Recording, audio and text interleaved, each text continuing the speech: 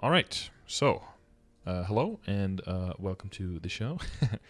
And we see that you're level 250 Buccaneer. Tell us a little bit about yourself and what I can help you with. Okay, sure. So I started playing after a little bit in Destiny with two other friends, and then just kept playing around, and then I joined the military around 4 months ago, U.S. Mm-hmm. military, and then so I kind of just got off the game for around like 2 months and a half, and then after that, I was able to play like very little here and there, and I'm kind of not as caught up with whatever's going on right now. I have a basic gist of it now. I was Mm-hmm. able to play a little bit at my other base that I'm stationed at right now for further training. Mm-hmm. So I just kind of want to know where I can go from here, and I guess like I still have fun playing, and I just want to know like an efficient way to play because I know I don't have a lot of time to play every day, or it's very inconsistent Mm-hmm. on I guess how long I would have. Yeah, well, that would be one of the big starting questions, right? Is like, what's your time availability looking like? Yeah, so like I think every every weekday I should have at least an hour. So I'm pretty Mm-hmm. sure I'll be able to clear the dailies no problem. Mm-hmm. On the weekends, I the time is pretty variable. I would say I have a lot of time. Okay. But it really depends on like when I or how much studying I would have to do each day. So yeah. Yep. Okay. Wait, studying as well? Yeah, so like this part of the military training is depending on the classification. So I'm doing IT, which is Oh, I or see. like just networking. So Mm-hmm. yeah. I see. I see. Yeah. Not as much frontline in the trenches. Yeah, I'm past all that now. Yeah. Yeah. Well, that's yeah. They call that basic training, right? That's like for Yeah, everyone. Yeah. Okay. exactly. Okay. Um. All right. Yeah, like an hour a day would get you. I mean, you can't do every single daily, right? You'll still have to set some priorities, but you know for sure that you like the Buccaneer. You want to progress with the Buccaneer. You're enjoying that. Oh yeah, it's like it's perfect for me. It's Mm-hmm. the kind of lazy playstyle, very easy. Mm-hmm. Just spam, super jump, all of that. My Yeah. favorite thing. Okay. Cool.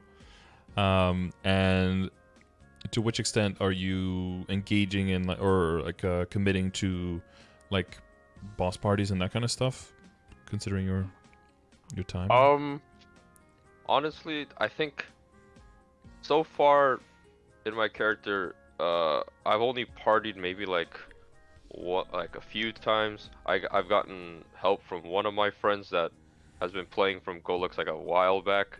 Mm-hmm. But after that, I've tried to solo every boss up to I think the last one I did was Lomian every week. I don't think I did is the next hardest boss after that Slime? Yeah, the next one would be slime. Yeah, for solo, that should be doable for this character. Um, Oh, and I mean, depending on the other levels of funding, I mean, I'm looking at the numbers a little bit. Might have to tweak a little bit here and there, but it looks like if you're in like a full party, you could be doing hard lucid, hard will, depending on your mechanics. okay. I don't think I've ever done Slime. I think I just stopped playing once I was able to do Lomian pretty much, and Mm-hmm. then just slowly upgrade here and there. Didn't have that much time, but okay, Mm-hmm. that's good to know. Yeah, slime should be well, it's at least one test, probably two tests. So like you'll have what is it in the beginning, like two and a half, well, like 2.5 minutes something in the beginning until the first test starts, and then it's 3 minutes from like test to test basically. So it'll probably be like, I don't know, like an 8 minute run, something like that, I'm guessing. Once you know what Okay. you're doing. Like in the beginning, it's a little bit, you've got to like knock rocks through the map to make them block a portal, and then, block the stream of slimes to make them go through the same portal. The first few runs are going to be a little bit weird, and your damage is not going to be optimized because you're going to be either too focused on the portals, or too focused on the damage, or too focused on slime trying to kill you. But you'll, after like 2, 3, 4 runs, you'll just breeze through it. And then you'll optimize your damage much better, and then you'll need fewer tests. So that's like the gimmick of the boss, right? Where yeah. you get him. What is it? They call it groggy state. Yeah, I don't even know if it had a name, but yeah, there's a. Oh yeah, that's if you like successfully do the test, then he's like bound. Yeah, and then he takes more final damage, and then you can do the regular bind after that, so that you can commit like a lot of damage to him. Yeah. Okay. Yep. Gotcha. Yeah, but there's like this meter that fills up that you need to like summon a slime to knock the boulder, and then it goes into the opposite direction of the arrow that you're pressing when you activate it with the NPC chat. So you press down to make it go like diagonally up, and you hit down to make it go up to make it go diagonally down, and then you need to hit one portal at least 3 times. But it goes a little bit in an arc, so you'll know like the sweet spots of where the rocks are and whether you can use them or not. In the beginning, you're just missing everything, and then once you go further, you're just like, okay, you just hit 3 rocks, and then you have 3 successes, and then you just block 1 portal, and then you just make them go through the portal, and you're done. So it speeds up quite a bit. Yeah. All right, I'll have to look into that. Mm-hmm. I'm not like too, I guess, informed about slime at all. Like. Mm-hmm. Yeah, he's got pretty big tells in his attacks, but also there's like lasers that go through the map that will stun you if they hit you, like beams. So the idea is that the rocks that fall, if they fall on you, they stun you for a little bit, and then the beams stun you for an even longer time, and then slime does a bunch of shit that can kill you. So it's like the combination of all of them that will get to you. So it's all about like timing on when do you go to a different platform, because it's like 4 platforms, pretty big map. So you'll try to be in a different platform than where slime is, so that really the only things that can hit you is like his giant laser beam. That does a lot of damage, but you can just use a potion afterwards and you're good. And there's like little slimes as well that can seduce you, so you're like hopping around, and then you get stunned, and then he teleports next to you, and then he kills you, right? It's usually like a combination of many things that has to happen. So in the beginning you'll get caught off guard a few times, but once you get used to the rhythm of like how quickly the slime teleports, and finding out like where he goes, and like with your own cooldowns on when you can burst and everything, it'll streamline. So it's usually a good process, and you're definitely at the damage where you can do it. And then right after that come the Lucid bosses. Mm-hmm. I don't know if you've ever tried any of the Lucid iterations. So I like around a couple years ago, maybe in like if you want to call it a try, and in a private server, I've definitely like had my experience with Lucid and Will. That was a really long time ago. I don't even know when they came out, but I don't keep a log. It's a while ago though. Yeah. Exactly. So besides that, not really. So I'll probably have to look at that too. I just don't know like the stat ranges for all of that. Yeah. Yeah, we can go into that. So yeah, I got a decent idea of that. And your account, what was the way that you got to here? Like, did you do like Kana Meso farming back in the day? That you do like on the way up? You did old Golix, right, to get through this stuff, like with the old drop rates and the old coins, maybe still. It was like a mix and match. Okay, yeah. I looked at a lot of like boss me, like I just pretty much listened to whatever my friends told me to do.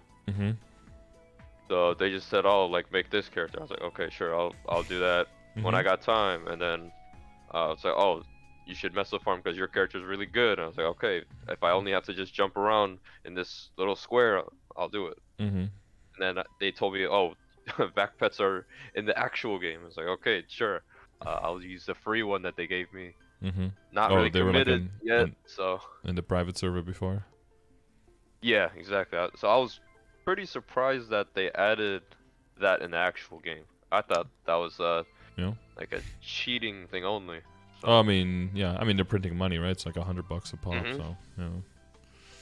But there's a compensation one coming as well, I believe, or something like that. Oh no, wait, the one we have now is a compensation one, but it's dying today, so rip. Oh, it's the little pink bean one, right? Yeah, the cotton candy Okay. duder, yeah. Someone was saying something about the fact pet, but I think they were talking about possible data mining that they were going to be for sale, I think. Okay.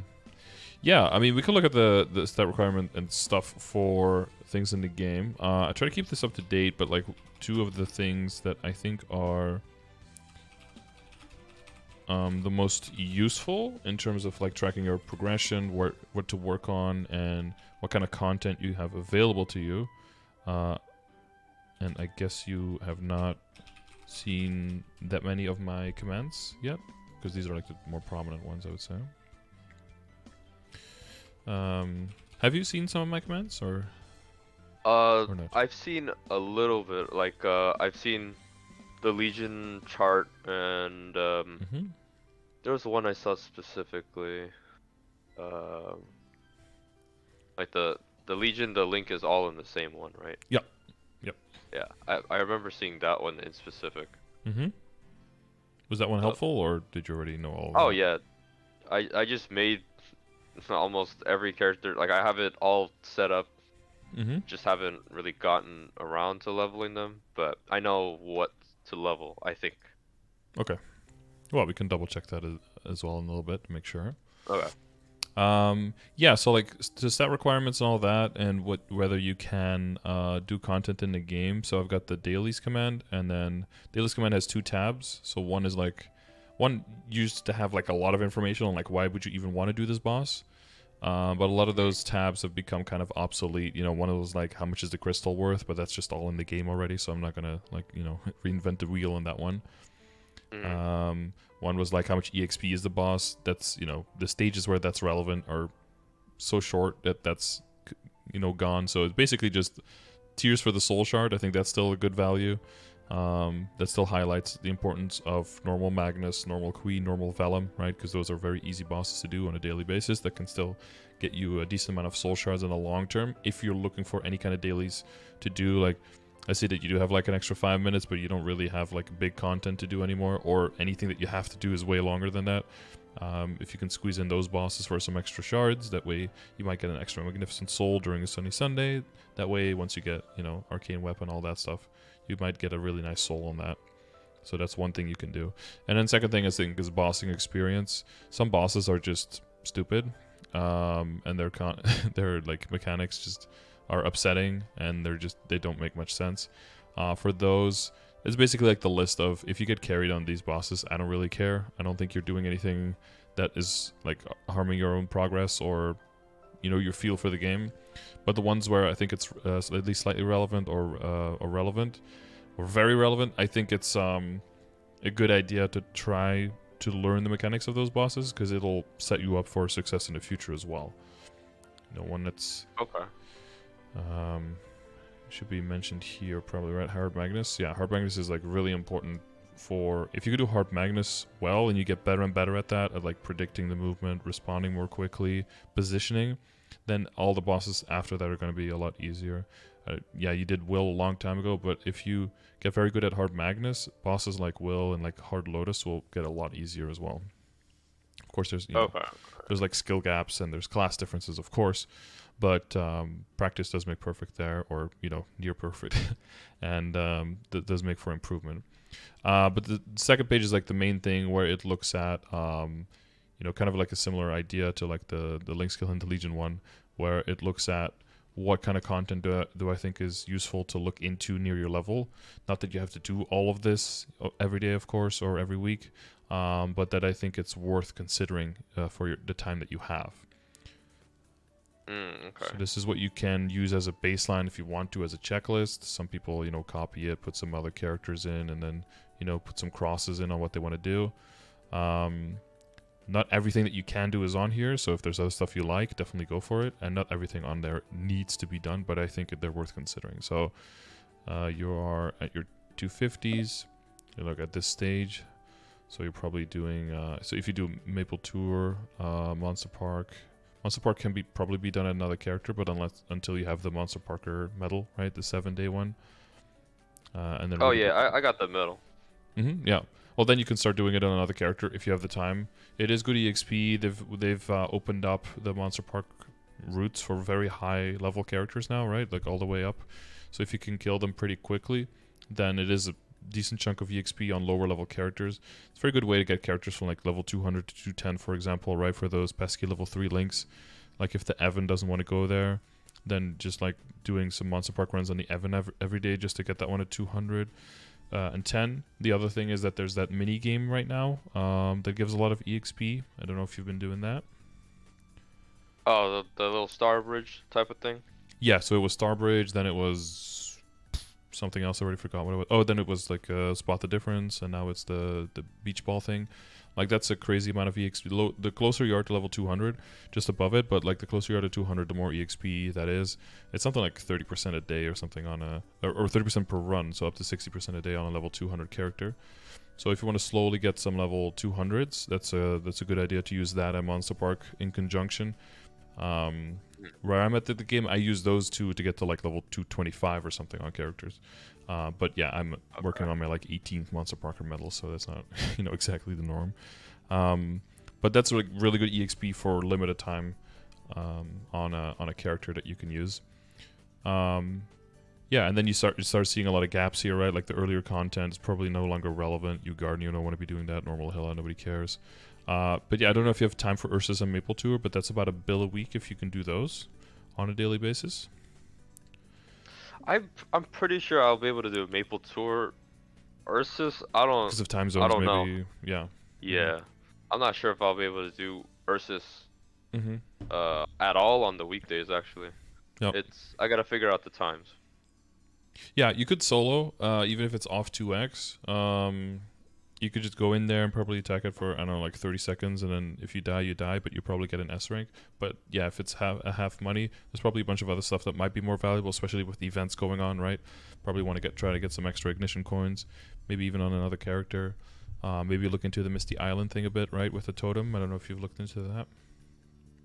I have no idea what's going on with that, but my friend told me you gotta do that, so I was like, sure, I'll go look.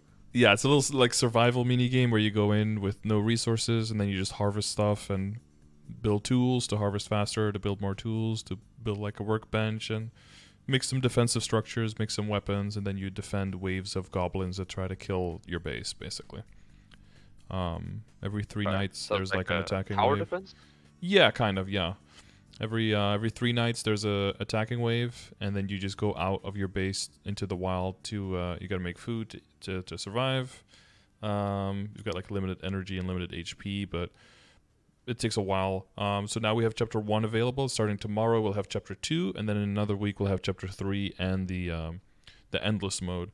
So the totem is pretty straightforward to get, but you'll need to do special achievements in unlimited mode, and I think in chapter 3, or they might both be on unlimited mode, I don't know 100%, where you get like the box with flames on it so that you can flame the totem to really get significant stats on it. Without the flames, the totem is very Okay.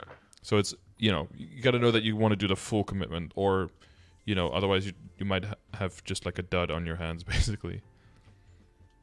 All right. Oh man. All right. I'll look into it, I guess. Yeah, there's like 2 main achievements that give one of those the Mitra boxes. Do you know the concept of the Mitras? No, what is that?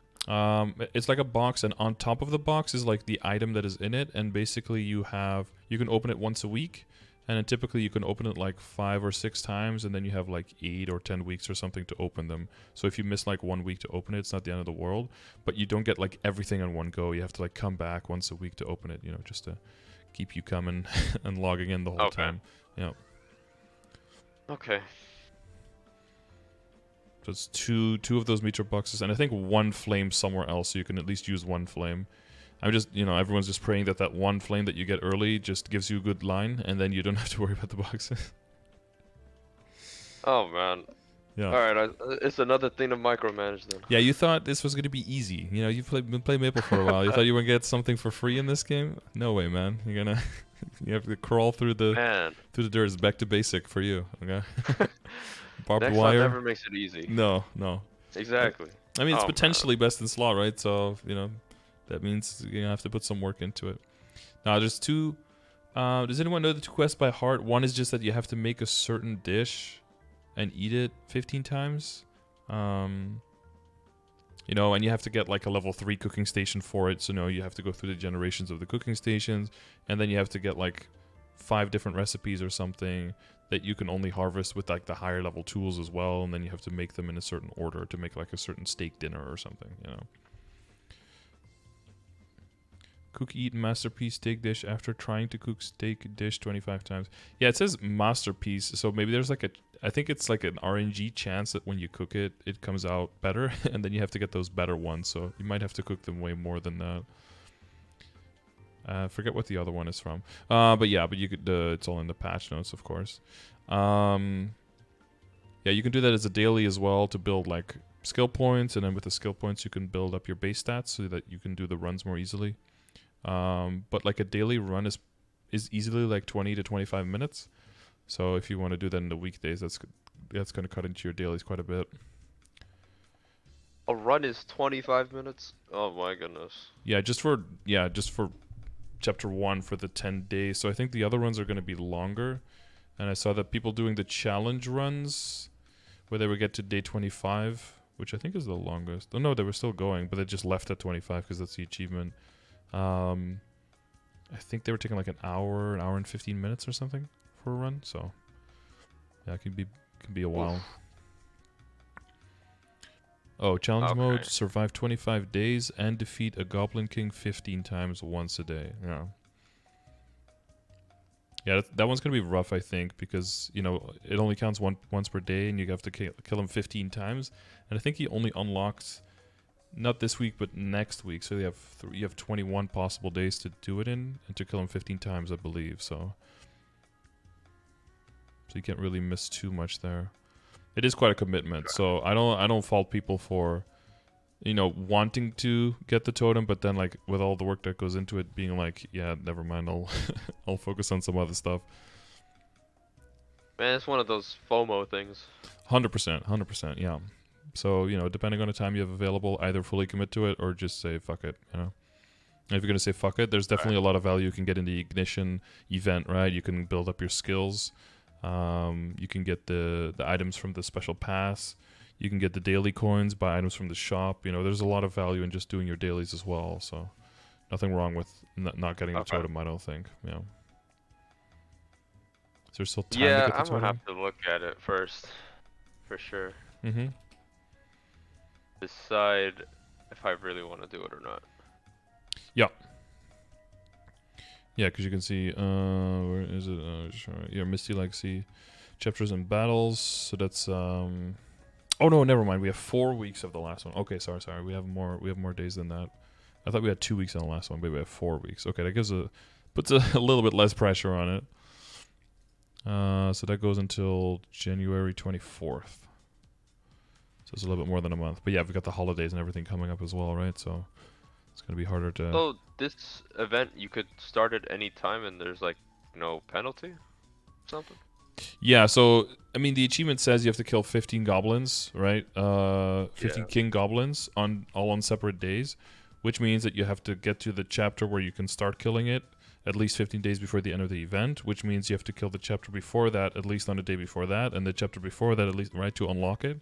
So you're already looking at like, because I don't know if he's only in challenge mode. We'll have to see. He might be in chapter 3 as well, but chapter 3 in challenge mode, right? It's only available the last 4 weeks. But if you have to kill 15, and then you have to unlock chapter 1 and 2 as well on 2 separate days, so that's already at least 17 days, and then you can't miss a single day. So if you miss like 2 or 3 days, that's already 3 weeks. So can you really start at any time? Not really. You don't want to wait too long, right? Because then the pressure is on, and then if you miss a single day, then everything that you did do was kind of for nothing. Yeah, I mean, there's some other rewards, right? There's like a whole reward screen with like, there's some nodes, and there's some symbols, and yeah, it's quite a lot of stuff. But the individual rewards are like good items, but there's not that many of them. So we have like 5 nodes, 10 nodes, selector coupons, EXP coupons, nodes, more selector coupons. Oh, I did this one. Nice. Medals of Honor, some flames, some more nodes, some more selector coupons. So these are okay. It's really for sacred power, like in your 260, so that one is not as reliable for you. This is 2 extreme growth potions, Eternals, and then challenge. Oh, I can't check the one for challenge missions. You have to check that in the patch notes. But yeah, so daily weeklies, and then goes down all the way into the bosses. I don't know if your guild does your guild have any connection for you on maybe hooking you up for Lucid and Will? I could just check it out. I'm pretty sure they've been doing it. I just never participated. I see. Yeah, it's always worthy to check in on, see if they have anything going on where you can join. Okay. Yep. Other than that, I have my own, Discord where you can sign up for bosses if you want to, and then everyone who signs up, you can just add people there and be like, "Yo, who wants to start a party?" Hopefully, there's enough. Hopefully, there's enough people there responding. At least it's another way of finding people. There is, I don't know if you've seen it. There is like a boss menu party thing now. Yeah, do people actually use that? I've seen it mostly used on Wednesdays and Tuesday. Wednesdays and Thursdays. So Wednesday because it's like the last minute trying to get like a Hail Mary party in, and then Thursday because everyone wants to get their shit done as soon as possible so they can upgrade. That's when I see it most. But I see more and more that people do like a smega, like recruiting for a boss. Check in the like apply in the boss list or something like that. So I'm seeing that people are trying to use it. It's just it's kind of a problem. Like I see, there's one party for Lotus here. Someone's looking for a misspelled duo. Someone in Damien. There's at least one party. Lucid. Okay. So it depends also on in a time zone. Probably like in an hour, 3-4, it's probably going to get way more crowded in there. Maybe 2 or 3 listings instead of 1. Okay, that's good to know. I didn't even know people actually use that system. Yeah, I hope in weekends it's also a bit more crowded, probably, because then people have the time, right? More peak training time. But most people drive through guilds, alliances, stuff like that. So yeah, if you already have the people that you need, then why look in there?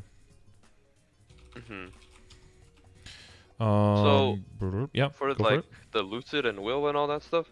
So am I gonna be applying for, was it hard Lucid or is it the regular one? I think it's always good to get some experience on your level first. You probably are at the point, if you know what you're doing, and we'll go over everything and make sure there's no hidden shitty things that you that look okay now, but that you maybe messed up a little bit. Okay. It could very well be that you could solo normal. Yeah. With like maybe a little bit of luck in phase 1, no bad luck at least in phase 1, maybe at least or definitely duo it. And then from there going into hard, like once you're in the 30Ks of stat, going into hard Lucid is definitely something that's doable. Usually for Will, it's a little bit stronger than that, but also the main thing there is the arcane power and the level, which you both already have. You have the 250 and you have the arcane power with 50% plus bonus damage, so you're good on those.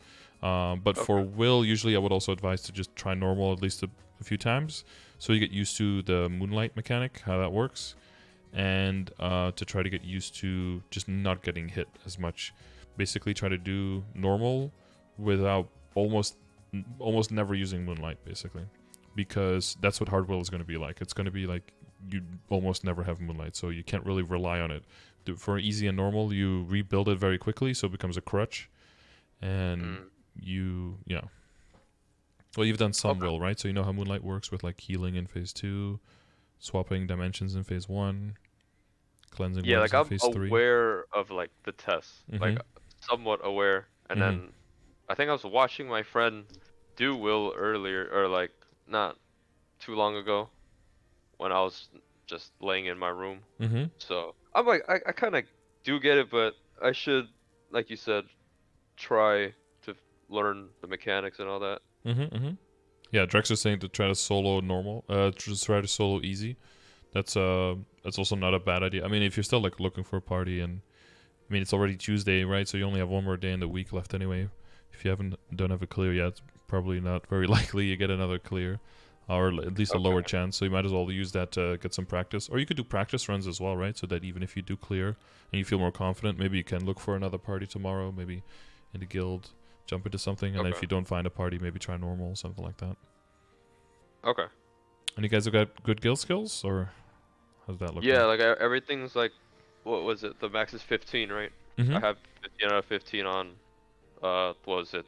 The boss damage, or the defense ignore, and what was the last one? Crit damage, I think. Crit damage, yeah. Yeah, they're all good to go. Okay. Good. Yeah, weeklies, all of that.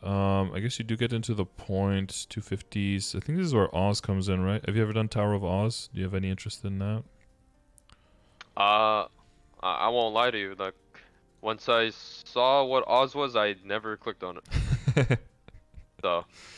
That's that's an understandable response. It's more like a necessary evil, honestly. So if you really don't like it, you can postpone it. The burst heavier you are, the more important that is. Mm-hmm. But it's something to keep in, back of your mind. Sometimes there are events where you can get like extra rewards or better bags or more bags or something like that. That could be a good time to kind of force Oz, just so you can get more rewards.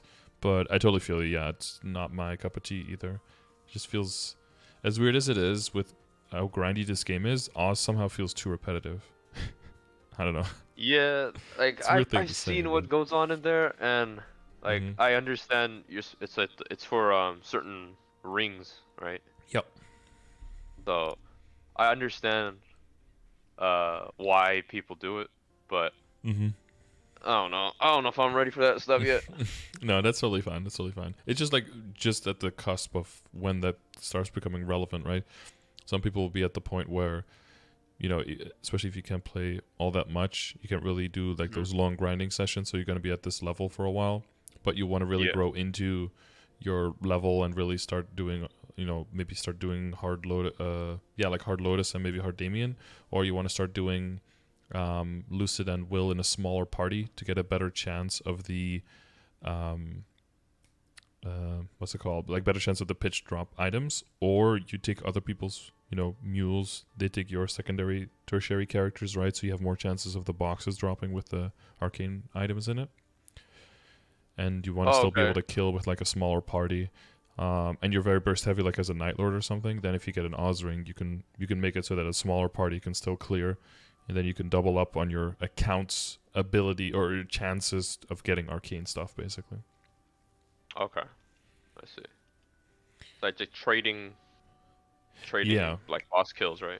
Yeah, people with very high level characters are trading all the boss kills, right? Like they'll rush a new character to 255, drag it through Black Mage, and then by the time you're like 6th, 7th, or 8th kill, people are like 275, 280, or maybe even earlier than that, maybe in their 4th or 5th kill. And then they're basically just like a full-fledged member. You just have like 2 or 3 people who are liberated, and everyone else is just like, in the backpack. And then as long as you have one character that can do that, you can just make like a whole rotating system of people bring each other's characters up, basically. Yeah, that's crazy. I didn't even know it was that deep. Yeah, I mean, you keep scaling up, right? You keep speeding up the process for every next character, so, yeah. Okay. And once you have those, especially once you have those highest level characters who have all the drops, then, they can just start trickling them down as long as someone else also has them, and they can trickle them down. And then you can start getting like priority pitched loot on your level 220 new character, especially when a new class comes out that's more, more apparent. When people are like, okay, I'm going to save like a trillion mesos and then dump it all into this new character or something like that. Okay, so like they're strong right out the gate. Oh, yeah. They'll drag them through like the hard Lucid, hard Will, or specifically like hard Lucid on day 1 just to give them a chance already for an arcane weapon, right? Stuff like that. As early as possible, as fast as possible is usually the way to go for those people. I mean, yeah, because at that point, I mean, everything else just feels super slow, right? Yeah. So the reason I use the levels here, mainly, you know, like I said, for will, is there the damage penalty that can exist if your character is considerable amount of levels below the target that you're attacking. And then in tandem with this is like, what does that level entail? Is this command where this is like where all the damage comes from. So regarding the different levels, I think these are the metrics that you want to roughly answer to make sure that you can do that content around your level. And then on the bottom here is like a small excerpt of like, you know, in the stages, like where are you, what kind of content are you going to focus around? So you would be here, right? Like a middle of the stage for late game somewhat. So like you're starting off with like party, hard lotus, and hard will, probably hard lucid, already a party, right? So kind of like that's that. This is probably like skipped so far. And then the next thing after that would be like Gloom and Darknell. That's usually 255. Darknell closer to like 260, because I think Darknell is like 265, like pretty high level. And it's just aids, so you want to have a lot of damage so you can just blow them up basically. And then by the end of the stage, like closer to when you get to closer to the 270s, you start basically duoing, right? Adding Vihilla, Chaos bosses, and then starting up Black Mage basically. Oh, so like, I mean, when you so like when you do those bosses, you should, or like, okay, my question is, how big is the penalty when you fight a boss that's lower level than you or higher level than you? It's the exact amount. There's a formula for that somewhere. I know that if you go to will as soon as you can get to Asphera, so if you're 15 levels below, you get an 87.5% final damage reduction. 85? Oh my goodness. So that's level. It's not EXP, right? This is.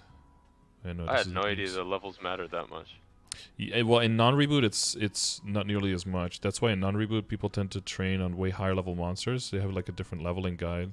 But if you try to do that on reboot, then you just can't kill anything. Like you'll go to monsters like 15 levels above you, and you're just, you're like 14 shouting them or something. That's right. Yeah, so we have to stay closer to our level, but then it doesn't really come into play for bosses as much, because typically by the time we unlock them, we're already at their level or above.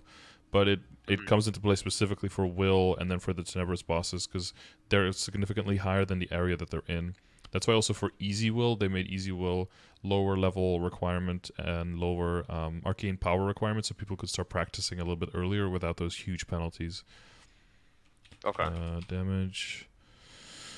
Monsters, damage. Where's the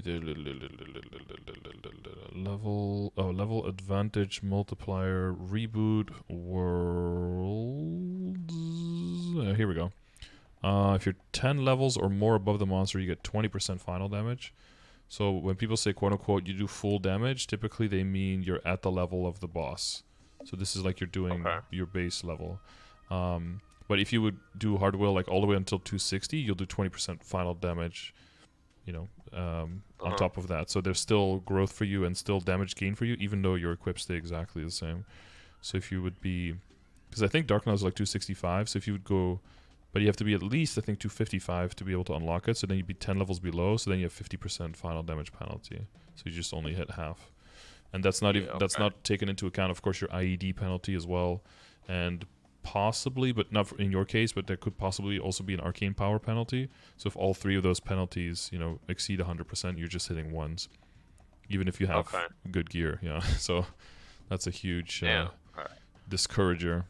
So it's 5%. Oh yeah, it's 5. So it's 5% per level, all the way down up to 10, and then it goes up. So you see 59.5, 68, 75.5, 87.5 at 15 levels. Yep, and then 100% at 20 levels or lower. So you're just doing absolutely nothing. So this arcane power, like, if you want to call it requirement, it stays pretty much until the end of the game? Until you get into Grandis. Grandis works with Sacred Power, so that's a completely new symbol system that starts at level 260. So there's 2 symbols out now. I can show you real quick. So that's the Grandis, Cernium symbol and the Hotel Arcus symbol. So this one has dailies in level 260 and level 265, and this one has a daily in level 270.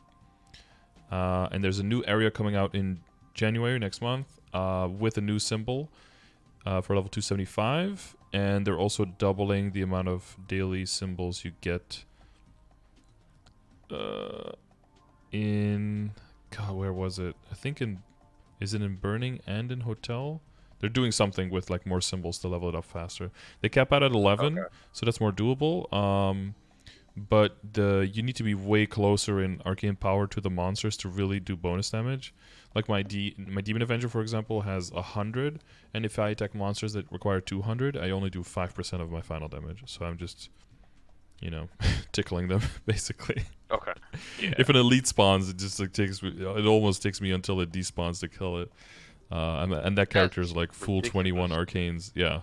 So even though you're coming here, there's just that whole new thing that you have to build up to, because there's already 2 new bosses here, Saren and Kalos, and they just wanted people, just because they have the level, that doesn't necessarily mean that they could immediately kill the boss, because they just wanted to put a buffer in to slow people down basically. But yeah, the symbols, yeah, so you get way fewer symbols per day than for Arcane Power. Plus the symbols cap lower, but you need way more symbols. You can get fewer symbols, and they're way more expensive. So like level 10 to 11 is 1100 symbols. So you see here, for 9 to 10 is 909 symbols, but I can only get 5 a day. So it's gonna take a while. That is a crazy grind. Oh my goodness. Yeah, so that's why, you know, even though that Mystery Island seems like the rewards aren't all that great, but if you add everything up and you can get like 30 or something, you know, symbols, that's like a week of dailies that you can skip again. Yeah, so it's like all the little bits. We need all of it. I know. Oh man. Okay. Yeah. But yeah, that's a slow grind, and that's also why people still stay in Limina quite long, just because they can't really move into Cernium or Burning Cernium very quickly to train there, unless their account is already very built out, or it's their second or third character, or, you know, they spent like 300-400 bill on a character at least already, to have very like high star force, full arcane, and all of that. Otherwise, you can't get the damage. And even then, it's usually they train in full damage gear, so you're really sacrificing Mezzo, and you're sacrificing familiars as well, because those don't drop at all in the area. So you really have to make a conscious decision, like, I'm going fully for EXP here, and I'm sacrificing, you know, money, nodes, droplets, you know, all of that stuff. Yeah, nodes still drop, but yeah, since you kill so few monsters and you can't, you know, you can't wear drop gear, it's very limited. Yeah. Okay. Oh, and totems are gone, in case you hadn't. Yeah, I heard all about that. Probably heard the good news. Yeah. I was like, all right. I mean, I probably missed out on all the ones in the reward shop, but yeah, I'm like kind of relieved, but at the same time, I understand like totems are freaking good for us, but kind of back in my mind, I'm like, all right, I don't have to have. Let's see, it's another FOMO thing that I don't have to worry about anymore. Yeah. Yeah, for me, it was the motivation I needed to actually train. So now I'm gonna wonder what was gonna motivate me now. Because exactly. It's easy to stay in the grind of just the dailies and the weeklies, and then another month passes, and you're like, oh, I didn't even train like a single time. Whoops. Yeah. No totems reminding you. Yeah, so that's basically what the sessions are. Like, I kind of look at these numbers, I look at the grid, I look at where you're at, and then we see where is the easiest room for improvement in the short term and in the midterm, and depending on how far you want to go, you know, how high do we aim in terms of which pieces get you there. That's kind of the gist of it. Okay. So I understand like where I should go for bossing at least. I'll attempt slime eventually, and then well, I should definitely have time this week. Yep. So what I posted like my equips in here too, right? Yep. So let me open mine, or let me open it up. I just want to know what I should look to do, or like what I should I guess like put on hold, because I know Arcane is next and all that too. Yeah, that's usually why the Absolab stuff doesn't get pushed very far. Yeah. Because of how close Arcane is to that now. It's kind of weird though, because like even like maybe not a year ago, but like a year and a half to 2 years ago, most people I would have told like don't even worry about Arcane, just go high Star Force Abzo and maybe get a weapon one day. But yeah, lots of improvements have gone through it. Are you okay to make sure that we have all the other stuff okay first, and then come back to the equips, just to make sure that makes more sense?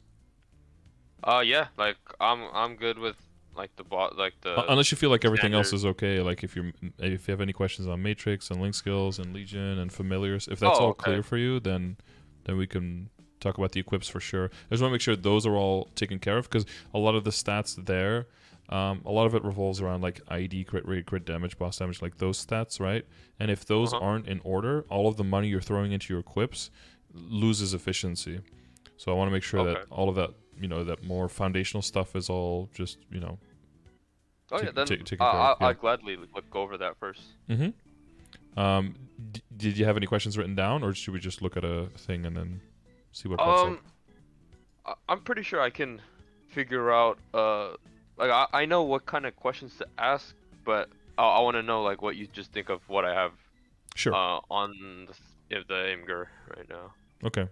I noticed you don't have the familiars here. Do you have anything in ways of familiars, like an old spider, something like Yeah, that? like I don't really have like I looked at my familiars because like I saw like bits of like your other videos and like Mm-hmm. what other people have.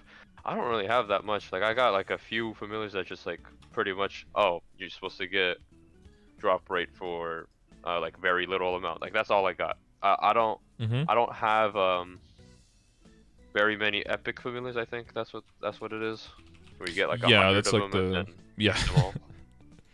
Well, yeah, the unique familiars are the ultimate goal, and then epic. You go through epics basically to help you get the unique familiars. Basically, you want to get a lot of drop rate from the epic so that you can use that drop rate to get more familiars, so you can more realistically get to the nice unique familiars. Basically, that's where you get stuff like high party healing, or a proximity healing. Those are really useful for some bosses, like for Hard Will, for example, for Ferris Hilla. For the rest of Chaos Tenebris, just having healing is nice in general, because just a lot of damage, a lot of stuff, just rando stuff falling from the ceiling trying to get you, and then if you eventually get the Black Mage, like just to keep everyone alive, healing familiars are really useful there. But like large chunks of heal, large chunks of IED, large chunks of boss, just more outs of good lines. Plus every unique familiar also, the second line of it is a epic line, and some of the epic lines are pretty good too, so there's also a chance that something hits there. But yeah, so typically people chase, in the beginning you just chase drop rate, like increases drop rate from the rare cards, so from the blue cards, and then ID percent from any of the beginning cards, so either the common white ones or the blue rare ones. Once you hit at least 2 IEDs and you have increased drop rate, I would say then is a good point to kind of start looking at what you want to do with your cards. So either you extract them on the existing character for energy, or you extract them for a booster pack if you want to. There's some rare cards in there sometimes, plus there's a small chance of an epic in there as well, which can reveal to something nice. Or you throw them on another character like a bossing mule to try to get some free IED there, for example, because it's really good value to get like IED out of common cards, even on a bossing mule, because IED in the beginning gives you a lot of damage usually, right? Most beginning characters IED is pretty so that's usually good value. Once you're really training in an area where they're dropping all the time, then you can start fusing them together. So you got to summon them to level them up, and then you got to fuse existing cards into them to rank them up, and then you can try to tier them up once those are both maxed. Okay, so it's gonna take a lot of time, right? Yeah, it takes a lot of time. That's usually around the Let's time talk when about people do that they try to go for a third slot as well, so they can level more cards at the same time. Yeah. It's maybe not necessary as much anymore because totems are gone, so your amount of monster kills per hour go down. So you probably won't have, you won't be drowning in cards anymore like people used to be doing. But you kind of have that window, right, from now until probably like level 265, maybe up to 270-ish max, that people try to stay in Limina and, kind of like farm it out. But people moving into Cernium sooner and sooner for that, to chase that EXP, right, if you want to keep going. But then you're letting go of the familiars. So either you need another character to kind of take its place and another character to start making familiars, or people just stay in Limina longer and do it that way. Okay. So that's something to think about in general. Like, that's a value for your account that you can actively choose to tap into or to ignore, maybe for a little bit, right? Maybe you're like, okay, I'm trying to get to 255 first, or it's really only a thing after 260, but maybe you're like trying to get to 270 just really quickly, so you have access to all of the symbol dailies. But then, lo and behold, new area gets one, right? So now you want to get to 275 to get access to all the symbol dailies. So it never ends, So sometimes you have to just put your foot down and be like, this is how far I'm gonna let this train take me, and this is where I'm gonna decide. But yeah, and then once you're making epics, you change that large drop rate, and then once you have the large drop rate, you can immediately start chasing uniques, basically. Okay. And there's some resources. I get that. Mm-hmm. That's basically familiars. But there's good value in the drop rate. Like, just increased item drop rate is 50%, so that's already really nice. Combine it with the Legion coupon, it's 100% together, right? So that'll help you on some bosses to get. So you need Dominators, kind of treasure rings, Papulatus marks, that kind of stuff, which are already more than rare enough. So that'll help with that. And then just like I said, the IED for boss mules and for your main is very valuable early on. It'll take a lot of pressure off of your Legion and your Link skills, and off of your hyper stats needing to be, too crazy. So always worth considering. Cool. Okay, cool. Then I see your V matrix here. I don't know if you had any questions right off the bat. I don't see anything.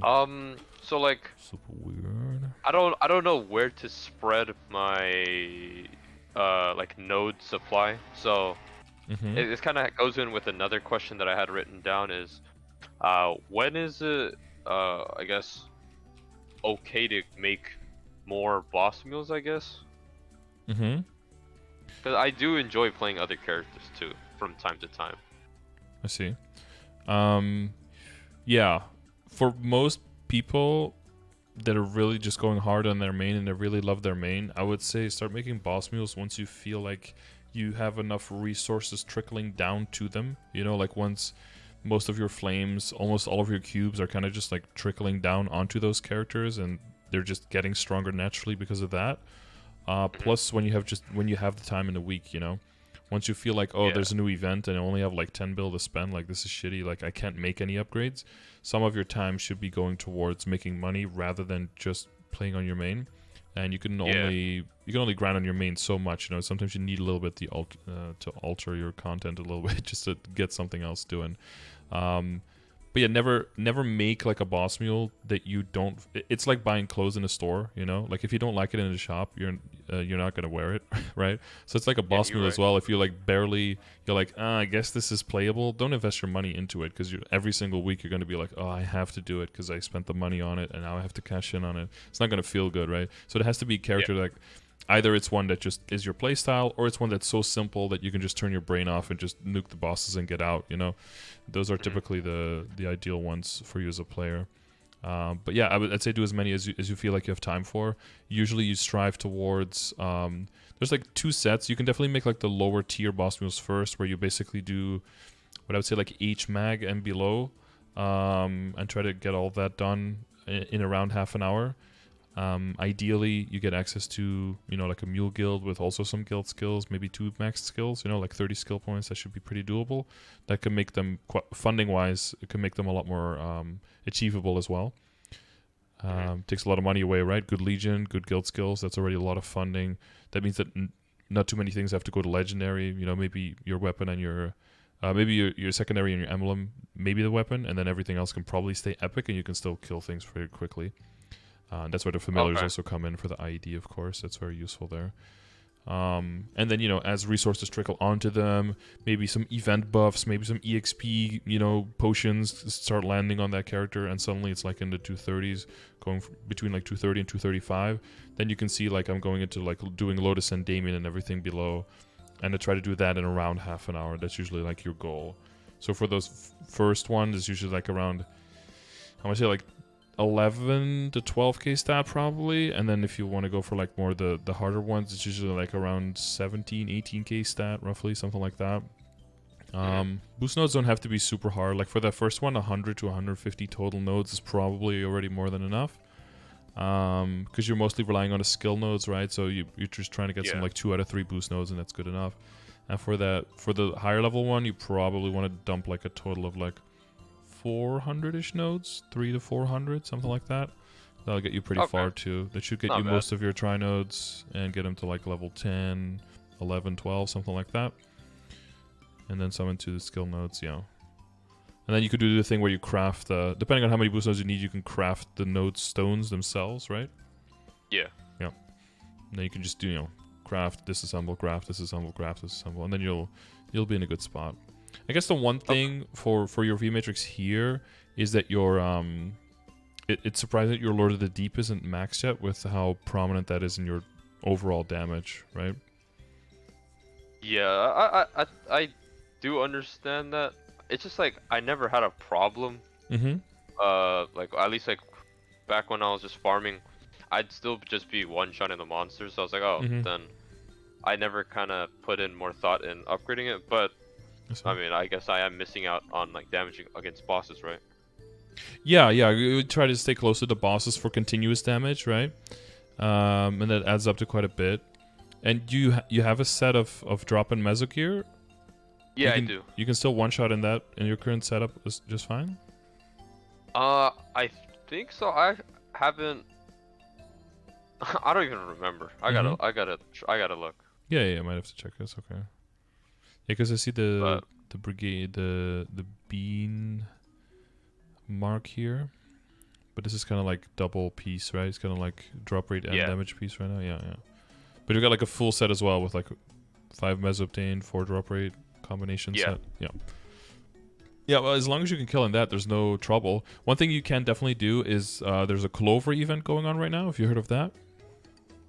Yeah, my 2 friends that played told me it's not fun. It's well, it's free stuff, so you take it as you want. Free stuff, but like you gotta kill like a buttload of monsters, right? If you want to cap, yeah. There's no need to cap though. There's quite a lot in the stuff that's not as necessary. But there's 2 things. Like there's piggy bank, which is huge. That reminds me, I have to open my piggy bank. But if you buy piggy bank, it's 1,700 clovers, and you can open it 10 times on 10 separate days. And every time you open it, you get 1 bill. And you can buy 2 a month. Oh, okay. So that's like 10 to 20 bill, depending on how much clover hunting you're doing. And then there's nodes in there, which I think those are specifically for you. There's EXP nodes in there. Those will be really nice to get your Lord of the Deep up. That will definitely help you a lot with the bossing. So if you check the Clover shop, the nodes in there are super, super cheap. So if you're going to buy anything, definitely go for those. You can buy 100. So you have to spend the clovers within the month, and then at the starting of the next month, they disappear. There's also pouches you could buy if you want to. They're 2k NX each, and then you get 200 clovers for every pouch use. And there's an item you can buy for 25k that doubles your daily cap to 400, but that also quadruples your drop rate. So you only need twice, you only need half the time to cap, and you get twice as much in that time. So the store has mainly those are important. There's also some growth potions in there, but I don't think they're as important. They're in the price of those compared to the piggy bank is like really wild. There's like some scrolls as well to Star Force things, but again, if you look at how much money you get from the piggy bank, it's kind of crazy. You see the nodes are 1 clover each, and you can buy up to 100 per month. Okay. And you can buy up to 10 EXP nodes that are 20 each. So just these 2 together is 300, which, yeah, capping might take a long time, but you don't necessarily have to cap every day, right? If you just do it during your dailies, you do a little bit more where you have time for. You can definitely buy these out. And if you want to go a little bit, trickier, you can look into the piggies. Okay, I'll look into the experience nodes then. I was not even aware. Yeah, experience nodes I think will help you quite a lot with your existing matrix, and then the other the one clover each can definitely help you with like a bossing mule or something just to get it started. Okay. Yep. It's just really, it's free money and free nodes. They're probably the freest they're ever going to be, like on top. And even if you're only getting, like 60 clovers a day or like 50 clovers a day, if you do that every day over 30 days, then you still have 1,500, so you can still buy some stuff. But if you really want to go, like the piggy banks are 1,700 each, so then you'll have to push a bit harder for that. Yeah. But 2 piggy banks, 3.4, 300 from the nodes is 3.7. So if you're playing like most days, if you get like 200 to 250 a day. So if you want to do that, you'll probably need the item, but then you can cap in half the time. What I tried to do is buy the item about halfway through the month, so that I can, for one half of 1 month, basically make sure I can buy out the piggy banks and the nodes. Yeah. And then for the next month, I can do it as well. So in the last 2 weeks of 1 month into the first 2 weeks of the next one, because they don't last a month; they last 28 days, right? So calendar days. So my first, so I buy 2 of them for 4 months of the event, basically. Okay. But yeah, you can take that as you wish. Yeah, some general note stuff. It's good that you're leveling the Urda Nova, leveling the Urda Bind.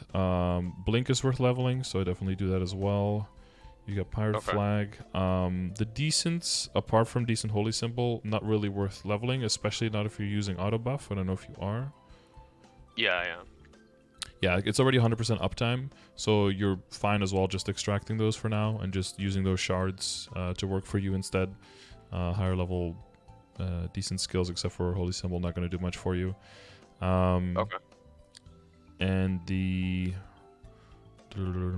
by extension, like the decent combat orders in the leveled up slot is always going to be less valuable than something else here. So in this current setup, is this your mobbing setup?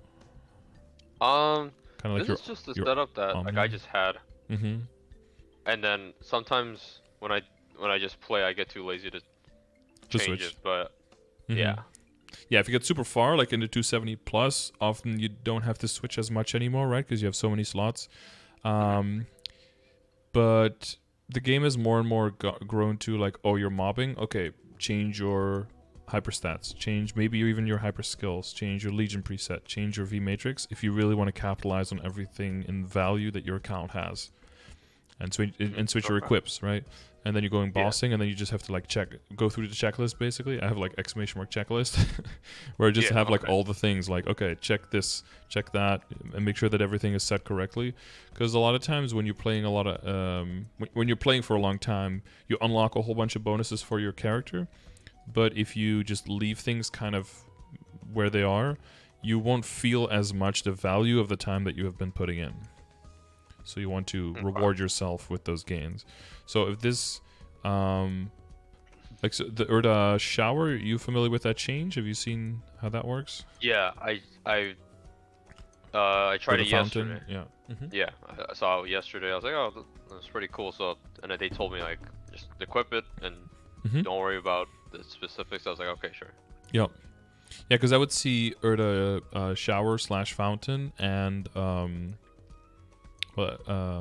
yeah, I would see that mainly as that's a mobbing skill, right? Because it doesn't really do much. If you're bossing, you have to kill monsters to activate it. So during bossing, not gonna go.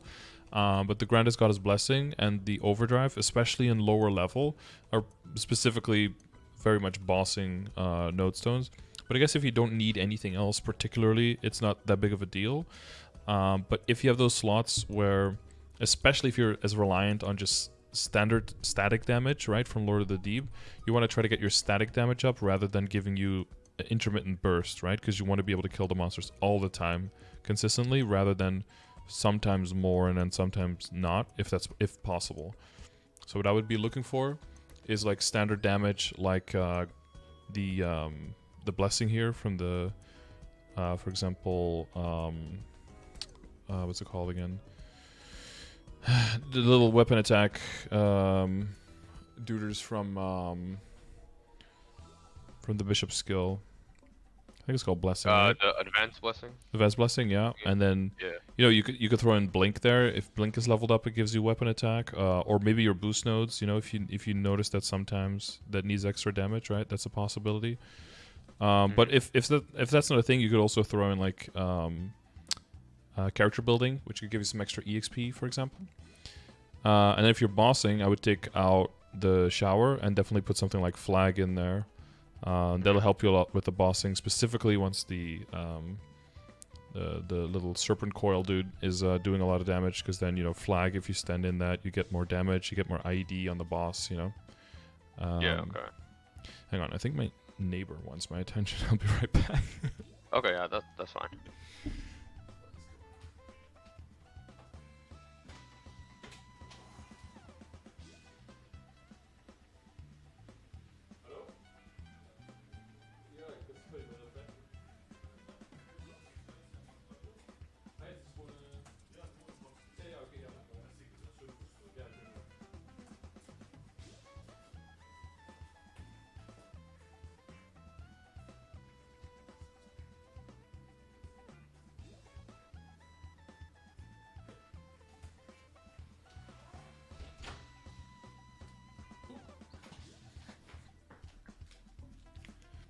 Okay, sorry, I'm back. What did I miss? Oh, no, nothing. Nothing. Yeah, so Advanced Blessing. Yeah, if it is the case that, you know, you are two-shotting or something and you can't really train in that area, but switching into the Goddess Blessing or the Overdrive and alternating between the two actually gives you the ability to one-shot for a while, that would be really cool, right? So then you want to switch them again. So it depends on the area that you're in. But in general, you want that static damage up.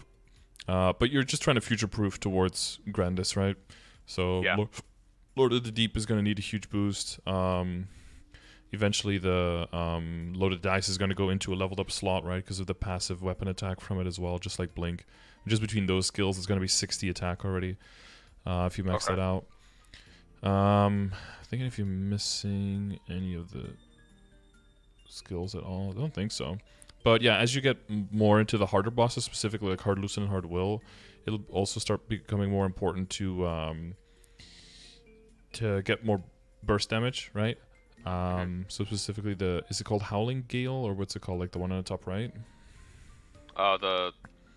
It's like iframe? Howling Fist, something like that. Or Howling Fist, yeah. That one, and especially like if you combine it with Overdrive, maybe with Goddess Blessing, like that's gonna do a lot more damage. Specifically with also your burst with the big, you know, the big blue balls and everything. Like that's gonna help a lot, specifically if you have, you know, if you have Benediction and Domain and all that stuff, right? So it's good though to have some DPM, some DPS, right, in the party. But there's gonna be more pressure on every individual player, and I think with the level of your skill nodes, comparatively, it's probably in line with being 30k stat, but it's probably both a little bit below being a level 250, if that makes sense. If it was like a Hyperburn character, it would make sense because you level super fast, so you can't really keep up with everything else. But with how old your character is, and you look at your symbols being maxed and everything, and there's a lot of stat coming from that. So that therefore, comparatively, the gear is a little bit behind, or the stat is probably a little bit behind on a level 250. Okay. Yeah. I do have like the node resources, so I'll just I can go ahead and level that up. Yeah. How many are you sitting on for that? In my storage I have like 200, and I don't know how many tradable ones I have across like my other characters. So I know I have that, and I know I have like a whole bunch of the concentrated experience ones. Oh yeah, I see some pages for that. Yeah, that will help your skill nodes a lot. Yeah, and then the Clover Shop will help you a lot as well, right? So this month and then 2 more months after this. So that will be a lot of nodes combined. That'll really help you catch up on that, yeah. Okay. All right. Any other questions for V Matrix? No, I think V Matrix should be good. I wrote down like Lord of the Deep, Loaded Dice, Blink. I didn't know that it gave that much attack actually. So. Yeah, and they I don't know when you last played with like Blink is like a floating skill now, right? If you it's a floating skill. Yeah, so if you use it on the ground, it's a random teleport, and then if you jump and then you press it, you'll float for a while. You can even float up and float to the side a little bit. So people will use it. You probably start using it once you're doing Lucid. Lucid's got the big dragon, right, with the breath. You probably saw that one before. Yeah. So what people will do is like up jump and then blink in the air and then blink and just float up a little bit, and then by the time you fall down, you've got your dashes, but you don't think you can dash straight vertically, right? You have to dash diagonally, which can be a little bit scary. Oh yeah. Because if a golem is underneath you, right, you can still deal damage. Yeah. So it's a little spooky. So that's usually a way that people survive the dragon breath if you can't get to the corner because of a golem blocking your path, which, you know, is almost always. Okay. Yep. That's useful. I didn't know that. Oh, the other thing is make sure you have all of your nodes that you want to keep locked, because there is like a extract all function if you want that, if you're going to be opening a lot of nodes, and you want to make sure you don't accidentally extract something that you want to keep. Make sure you have that little lock on all of them. Yeah, just as a reminder. Okay. Oh, and you're familiar with the Goddess Blessing change with the stacks? No, I did not. I didn't even know there was a change. Yeah, so it used to be 3-minute cooldown. Now it's 3-minute cooldown between building a stack, but you can hold up to 2 stacks. So, for example, if you're doing Culvert, for example, you can activate it right in the beginning, have it up for a whole minute, and then when it's over, just activate it again, and then for the whole Culvert, it can be on, for example.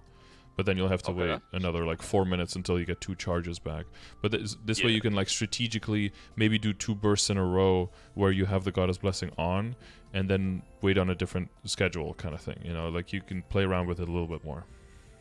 Okay, cool.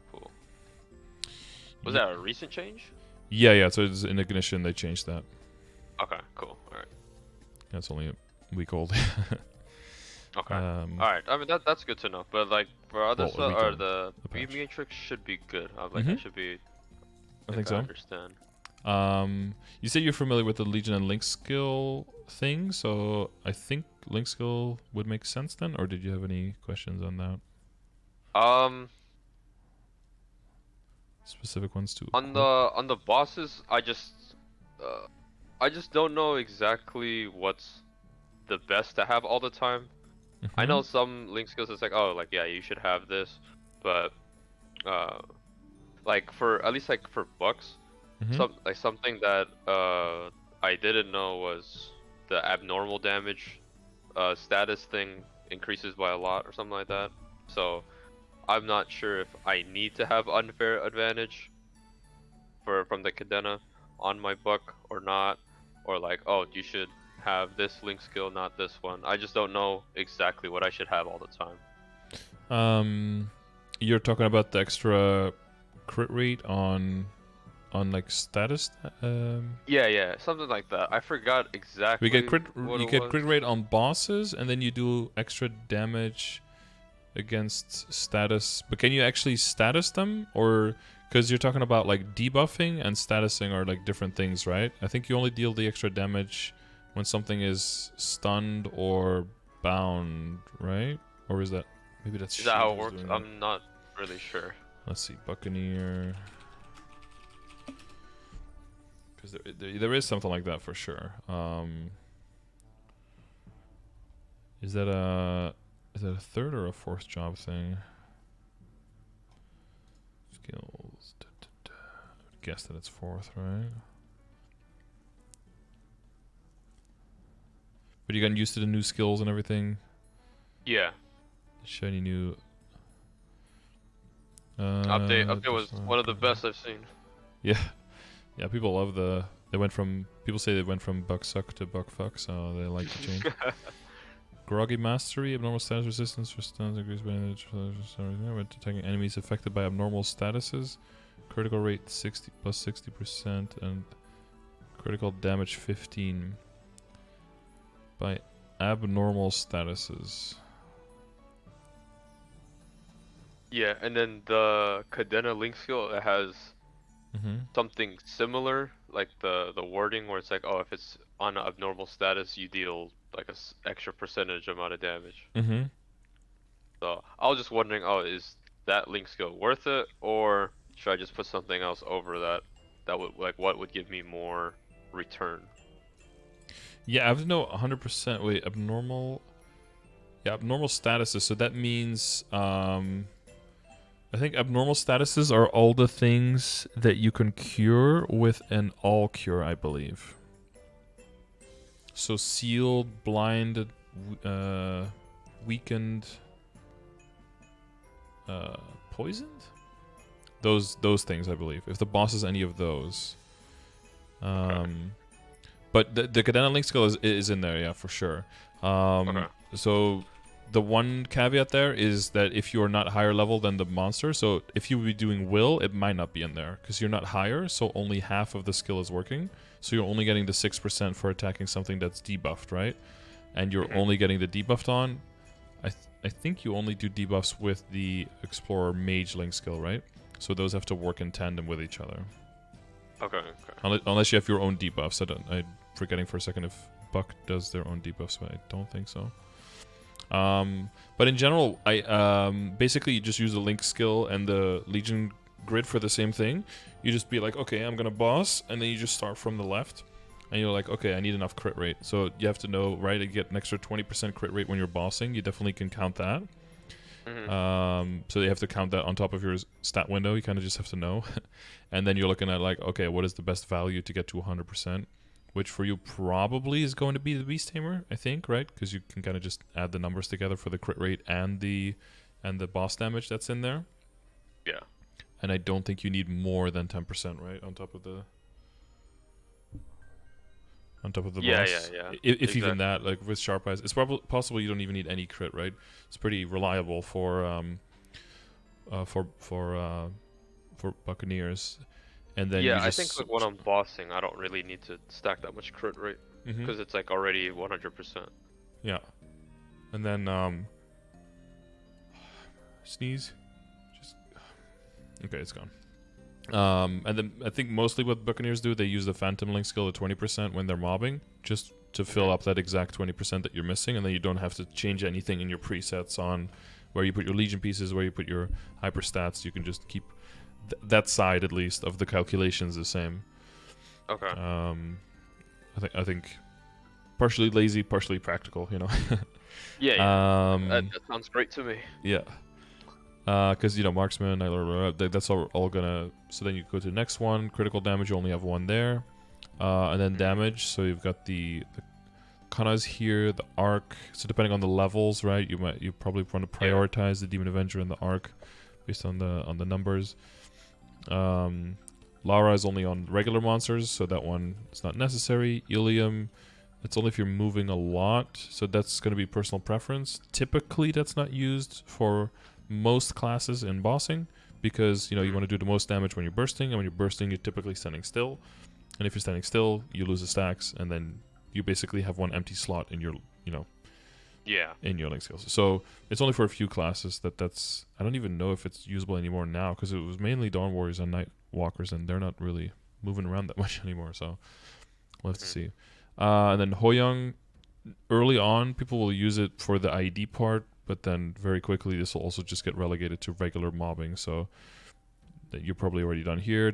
So at this point, usually you have like 5 or something, right? Sometimes 6, depending on if you need all the crit. And then pretty quickly you get here to the immunity, right? If you need the resistance link. And then you get to the ID damage to these. And this is usually where you kind of like fill all of the slots up. So you got your Ice Lightnings, you got your Explorer Mages. You got your Explorer Thieves come in here. And then your Angelic Buster typically for the burst. And the Adele if you're in a full party. If you're not in a full party, sometimes the Adele drops off. But most of the time the Adele's going to be in there. Demon Slayer, of course. And then the Cadena, specifically if you're higher level than the boss you're fighting. Yeah. Okay. So then most of the time you're done at this point. If you're not done yet, things like the Jet Link skill come into play sometimes. Maybe the Xenon. Maybe sometimes people go for like... what's it called? Like close call, just in case, it triggers once in a boss fight, then, Hail Mary kind of thing. Sometimes Sickness Blessing, just because, shorter stuns, which that can be pretty useful. And then sometimes the Cane, just for extra percentage damage, and then maybe the Ilium. So those are all kind of like a batch. It's kind of like a preference thing, yeah. Okay. If you really need ID, you can get into like Rin's Blessing, get into Zero and the Hoyoung one, but typically you don't want to do that because it's only 10%, so it's a pretty expensive slot. You want to get your ID from other sources if possible. Yeah, okay. I understand like the IED like percentage numbers. It's like it's not exact. Like if just because it says plus 10%, it's not really 10%. So yeah, it's always just 10% of what you're missing to get to 100%. Yeah. Okay. Yeah, so if you're at 90, you add 10%, you add 10% of 10%, so you add 1%. Okay. And then just for like the Legion, it doesn't really like matter when I want to do Legion, right? because like I have what is it? I think I had like 6.8k, Mm-hmm. and I was probably planning to just like while I'm just at the military again, Mm-hmm. I was probably planning to just level characters in my downtime. Mm-hmm. So I just don't know like, oh, is that like efficient and stuff like that? Yeah, usually I let the events rule that a little bit. If there's an event that just makes it really good to level your main character and you go a little bit harder there, typically after that you just, don't want to see your main character as much, and then it can be a good opportunity to play the mules a little bit. Sometimes if there's like, let's say that you can get some daily EXP coupons or something like that per character, then that would give benefit to like scaling on many characters, and then something like Legion growth would be a little bit more relatively beneficial. Okay. So that's usually how I look at it. Of course, whenever there's burning, that is the opportunity to give a character a huge boost, and definitely events like these with like those mini games that give a lot of EXP, I would definitely always take advantage of those on characters just to slowly bring them up, especially from 200 to 210. A lot of those games around these days, like level 200 plus areas, so they will help you get those. But that's mostly for the Link skills, I guess, and a little bit for your Legion power. Yeah. But yeah, the main thing is just like if you eventually get to 8k, you get to just fill so much more of the squares, and you can completely fill the IED as well, and that's gonna round out your just overall damage so much.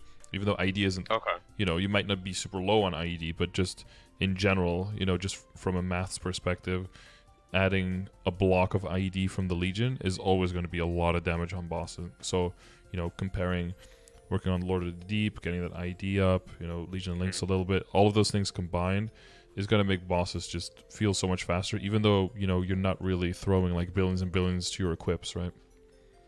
Yeah. Okay. Plus hands, practice is also a big final damage multiplier. Doing a boss for the first time is always going to be pretty shitty, so. Yeah. Yeah, in general, yeah, I would look at what event's coming around. If there's no event whatsoever, then you can just do whatever the hell you want, Okay, that's fair. That's pretty rare, though. There's almost always an event. Right.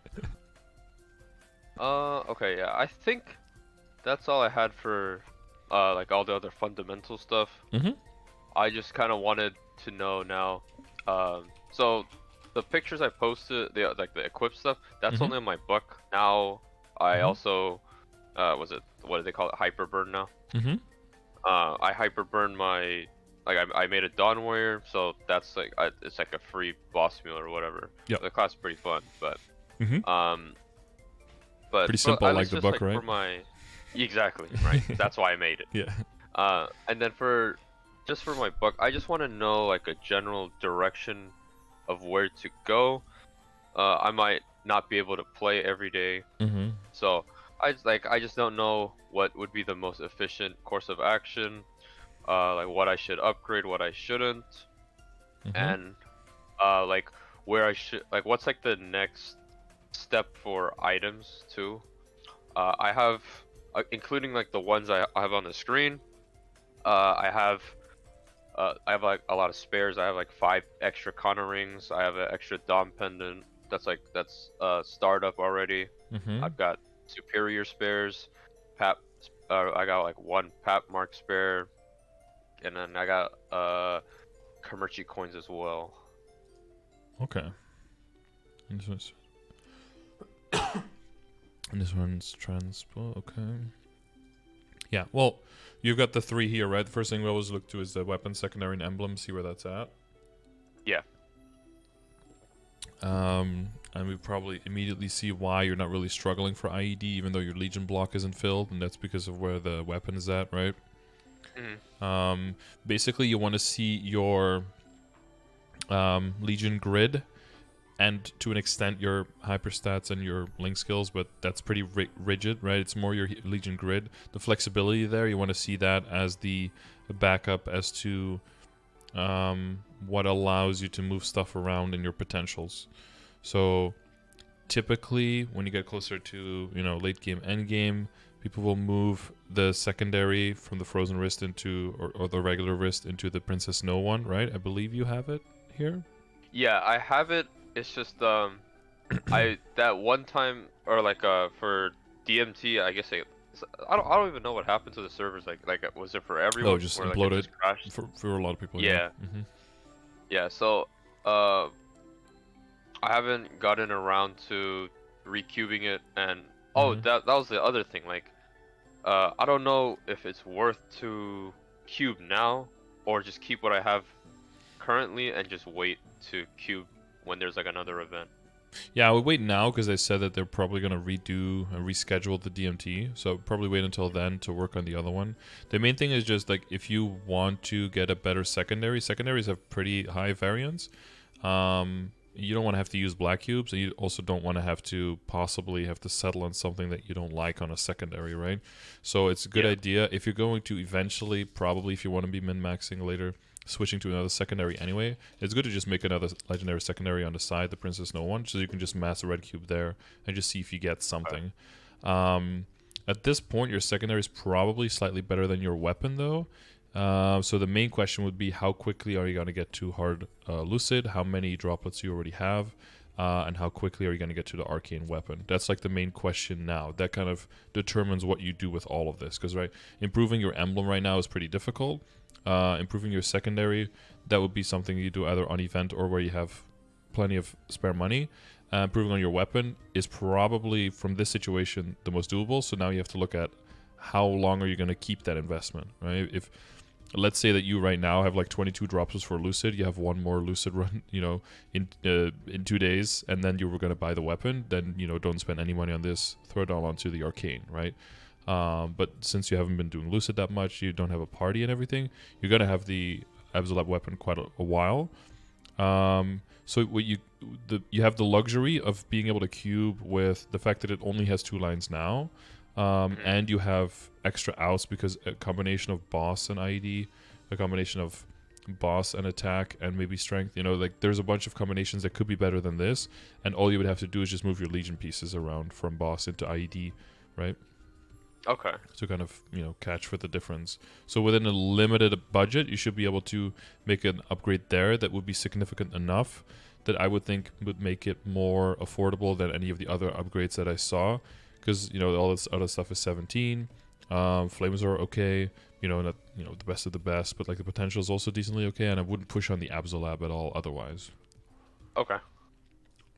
So for like tracking back to the arcane, Mm-hmm. or I guess like the weapon, right? Mm-hmm. So for the weapon, do I only need the river droplets, or do I need like the will ones too? Well, you can exchange them now with the NPC. Okay. You make them either completely with the coins at the will shop, or either completely in the lucid shop. So you need 24 of either one. So whichever one you get the closest to the 24 boss drops on first. Whatever droplets you have, turn them all into that type. You can buy extra from the shop for 50 mil each, and then make the 24 coins, and then make that weapon. Hopefully, though, Okay. you get a box by that time. That's everybody's hope. But if you don't, if you can't afford the weapon, probably just make it. It's going to be probably the biggest upgrade you make in the last 50 levels that your account has seen, and it's just going to feel good to have that damage access. Yeah. Okay. So would you say it's worth it to cube my weapon still? At least like right now. Yeah, I would probably still cube it. The it comes down a little bit to like how much money you're making, right? Okay. Yeah. If you're only making like a few bill a week max, you can kind of sit on it. I would not keep it right now again because DMT might be coming, so it might be worth more to do the secondary thing on the side instead, and see if you can roll something there. The other thing you want to think about is like when is the money, if you're going to work on the clovers, is the money from the piggy bank going to come in, right? And then that money might help you with that, because we just had a Shining Star Force event, right? Yeah. That's so there's no big Star Force events for a while. And the next step, any kind of Star Forcing that you want to be doing, is most likely, is going to be going past 17 stars, right? Specifically on CRA first, and then probably on the items that you're going to be transfer hammering into the superior stuff after that. So those are like the next Okay. steps other than arcanes. Those are like your only 3 groups of things that you can really spend a lot of money on. And potential wise, I wouldn't, other than maybe the secondary on the side and then the weapon, the only other thing you could spend some money on to get like a reasonable return might be maybe the heart. But again, I wouldn't work on that right now. Only if there was Okay. like another cube sale. But we also recently had a cube sale, so like a little bit more than a month ago. So yeah, Okay. mostly safe for that. So, I mean, since like Star Wars is probably not gonna happen for a while, Mm-hmm. you said. So I mean, my series, I have 2 at 19, 1 at 17. Um, you said transfer hammering for the superiors. What's your So it should, what's your is that? 4th ring right now, by the way? Oh, I fourth see, I ring. see reinforced superior and Meister.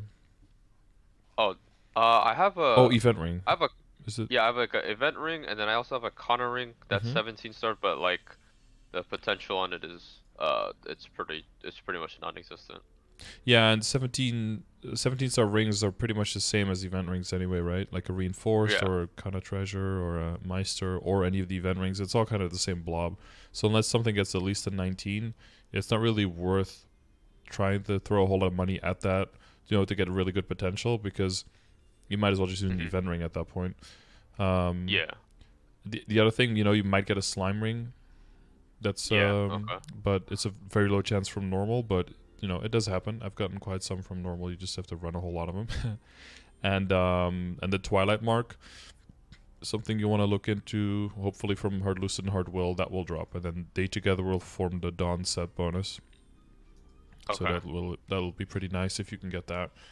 That'll be like an intermediate project in between, in between the arcanes and in between waiting for an event and saving up money for a Star Force event, basically.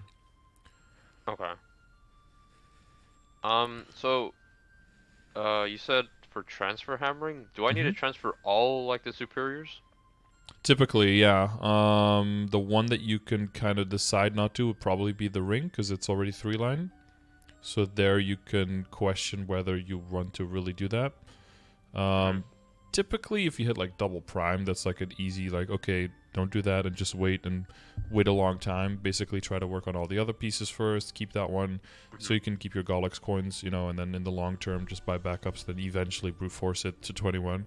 30% is redoable, but even if you roll a 27%, like if you could upgrade from 17 stars to 20 or to 21 and you lose 3% stat, that's still a huge upgrade, because 3% stat is nice, but it's it's nothing compared to 4 or 5 stars or like 3 or 4 stars of Star Force at this point. Okay. Yeah, that's the big. I mean, it's probably like in all of the steps, it's probably like financially, it's making sure that all the CRA is 19, then probably the CRA to 21. Hopefully by then, Arcane Weapon, the other secondary using the other one. Then hopefully the because are you using a tattoo right now? Because I see 2 eye accessories here. But Oh, like face. yeah, actually, I didn't even take a picture of that. Mhm. Right now I just have, I have like that Zakum crystal thing that just Oh has yeah. like 15% stat with the item Mhm. drop rate. So, Okay. and it Okay. has Yeah. like 3-line boss. It's all right. So, Okay.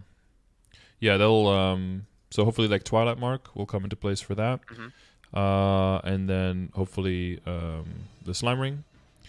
yeah. And then basically after that it'll be so the Arcane Weapon, and then it'll be 1-for-1 like the transfer stuff for the Superior up to 21 and then transfer into Superior.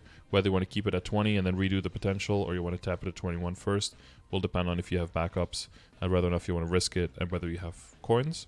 So that's going to be a little bit on you. I'm usually it also depends on how many pieces you do. If you can do like 3 or 4 pieces in one event, you can be like, okay, this is already enough of an upgrade, I'm not going to risk it. Or if you can only do 1, you can be like, I want to have this one finished, otherwise it just feels silly. Okay. Yeah, that's kind of like an in the moment thing as well, like how much money you have left, how much did you have to spend, blah blah blah. Like, did you get 4 booms, did you get 1? There's too many variables there. But for all of that stuff, I would always use the calculators, right? Star Force calculator. You could check exclamation mark Star Force. You can go from this star to this star. What's the chance for booming? And then it's all. It ultimately comes down to you, like, oh, it's like 95% chance that I do it. For some people, that's like a fuck no. For some people, that's like a hell yes. That comes down to personal risk aversion and all that. Okay. So, and then hopefully by the time you got all of your superior stuff to 21, Arcane to 17, CRA to 21, all of the rings, hopefully extra Meisters, extra kind of treasures, that kind of stuff. All of that up either to 19 or 21, and all the Sweetwater stuff up to 19 or 21. Then you can already do most of the content. Then you're basically just waiting for armor boxes to drop from the bosses that you're doing. And then if you get an armor box, you can try to tap something past 17, basically, right? If it works, you can keep going. You can choose to wait until event and then get the item itself from the, choose an item from the box and then do it during an event to save costs. But if your income is pretty high, you can also just decide to do it in the moment so that you can use the box as your universal backup. Because then if something does go to 19, then you can do another item. And then maybe you can do all of your items, except for the weapon up to 19, with just one box backup. Because as long as it doesn't boom, you just shift it to the next position. Okay. This is for like the arcanes, right? Yeah, that's for the arcanes. Okay. And you kind of want to look at it in the same way as Gollux, where you have the coins. As long as you have the coins, you can try to tap some things up if you have a backup. Because as long as something doesn't boom, it can just become another backup, essentially. Okay. That's why typically you look at the belt and the earring first, right? Because hopefully you get some backups just from doing Helix from those, so that you don't have to tap into your coins, and then you have a longer time to build up the money and to build up the coins, so that by the time you get around to those pieces, like the pendant and the ring, for the pendant you need to wait longer because you need dominators, right? And then for the if the ring goes last and you have 3 lines, then hopefully you have enough, And then that goes into how do you want to deal the slime. It's like, do you get 4 slime rings? Then you can just tap on a slime ring. Do you not get that many slime rings? You only have 1 or 2. Then typically people do reinforced or kind of treasure ring up to 21, transfer into another superior, get that one up to 21, and then transfer into the slime, and then tap that one to 22 or to 21, whatever your preference is there. Okay. And then the Oz ring, so then you end up with superior, slime, Oz, and then 22, whatever else survived, either kind of treasure, reinforced, or Meister. Okay. And then you're black mage, like that's yeah. Yeah. Yeah, that was like the main goal that me and my friends wanted to do. When we started playing, or like, because like we've always been on and off. It's like, okay, this time when we play, we're gonna really get to the end game, and then we can finally say, all right, we done. Yep. Yeah, but then you're doing sacred powers. Then it's like, when do we do Saren, boys? And want to liberate the weapon, exactly. and then you're like 8 months later. So. Okay. All right. Well, I've like a good idea. I've like wrote all my notes down too. So so basically, everything just comes with I gotta do these bosses first. So like, especially like like your Lucid and Will, so I can get to the arcane part. Yeah. And then I can actually progress. Yeah, pretty much. Yeah, it's the sooner you start the Lucid and the Will, the sooner you start getting those boss droplets and the chances of those boxes. If you could do the hard bosses, yeah. And then, especially like 1 or 2 armor boxes will speed up the process tremendously on getting there. Especially now you can buy the droplets. That's pretty good because like the 2 biggie banks. If you can get to 2, well, we technically have 2 more months and this one, so technically you can get access to 6 more piggy banks, right? Which is 60 bill. Which could buy you a whole bunch of droplets. I mean, that can buy your whole set, right? So then all you really need is to clear the bosses. But you need to practice. You need to get together with friends. You need to show up. You need to get better. You need to commit your damage. You need to work on your matrix. It's still, everything still needs a bit of work, right? And if you put that all together, it's still some progress to make. But you got the level already. So for Will, it mainly comes down to learning to manage the moonlight properly and just communicating with each other during the run. And then if you have 6 people show up, then it should be okay. Okay. Yeah, okay. I'll definitely, like you said earlier, I'll give or like I'll try out in a little, what is it, like that practice mode or something like that, right? Yeah, so I'll probably try that out. Yeah. And then if I can get a run in tomorrow, then I'll definitely be able to try. Yep. I put in the chat !Will as well. There's some advice there. I kind of talk through some mechanics, and there's some little mini games as well that you can kind of see like how your character moves and how the attacks look, so you can kind of like tell how to dodge. Phase 1 is pretty quick to learn. There are some exceptions to it that you won't get to until you're further into the game, and then you're like, oh, everything just kind of worked out so far. I didn't even know I had to think of this. But the main thing is just as you want to progress through the higher level difficulty of Will, you really want to start focusing more on dodging. In the beginning, it's just, you want to do enough damage and you don't want to be stuck there forever. But as you can do that quite well, then the next level of it is just trying to not get hit by anything and repositioning well, and repositioning in such a way that it doesn't kill your teammates. Specifically in phase 1, he throws like a big tornado through the map. So you don't want to get him into the corners, because then that tornado can hit the entire map and then everyone else gets into trouble. They have to either dash through or have a teleport or an iframe or switch dimensions, which you don't want to force people to do, because then when the test comes and then in the other dimension, if they don't have the moonlight, they might die. If they die, then the test fails. You lose 2 minutes, right? So you don't want to. It's just like a cascade of failure, where like one small decision, like jumping all the way to the side to dodge something, could mean that you now lose 2 minutes in the run. So it's like small things like that where it doesn't seem like you did anything wrong, but it can turn into something that you wish you could have avoided. So that's why I say good practice is madness, right? Keep him in the middle of the map, stay in the pocket, right? And don't get too crazy. Don't move too much. Less is more, especially with like Lucid Phase 2, right? The big lasers. Don't jump all over the place, because then you have this. You can't keep track of which laser is going to fire when, and everything is just going to kill you. If you just slowly scoot forward, just walk through the map a little bit, dodge lasers one at a time, then it'll be pretty doable. Okay. And then I think my last question was it's like a quick question. So you know how Lomian, when you do those bosses, they drop like a certain amount of those little cores? Yep. Is it the same for Will and Lucid? Like, do they drop just one, or is it variable? It's one less than for Lotus and Damien, I believe. So I think for Lotus and Damien, you can get up to 3 from normal and up to 4 from hard. And then for Lotus, for Lucid and Will, it's up to 2 from normal and up to 3 from hard. Okay. And then if decent drop rate, 24? It's 24 for a weapon and 12 for an armor. Yeah. Okay. And then 9 droplets per core to drop it into turn it into a coin. So like 108 droplets worth for an armor and 216 for a weapon. Okay. Alright. I think I have exactly enough for a weapon, but that's it. At least for right now. Okay. Yeah. So now you just need all the boss clears. Yeah, exactly. So at best you can get 3. Yeah, you can get 3 at best. So that's still 8 weeks of running, right? But that's 8 weeks. If you do both, and you have 16 chances for boxes, that's a pretty good chance to get at least 1, maybe 2 boxes. Drop rate for the boxes is pretty high, so. Okay, hopefully. Yeah. Yeah, I hope so. I hope you get that weapon box, because I mean that basically, as soon as you get a weapon box, that basically means you get 2 armors for free if you don't have a weapon yet, right? Because they're just half the price, so. Or weapons are double the price, yeah. Less resources used. Yeah, definitely. Okay. Oh, actually, one thing I forgot to ask earlier about the boss mules. So, what crystals should I be focusing on, like, selling? Because, like, once I have, like, I have maybe 2 other boss mules that are pretty close to the Lomian level. And I... Well, you can sell 180 per week, right? So in the beginning, beginning, you can just sell anything you can get your hands on.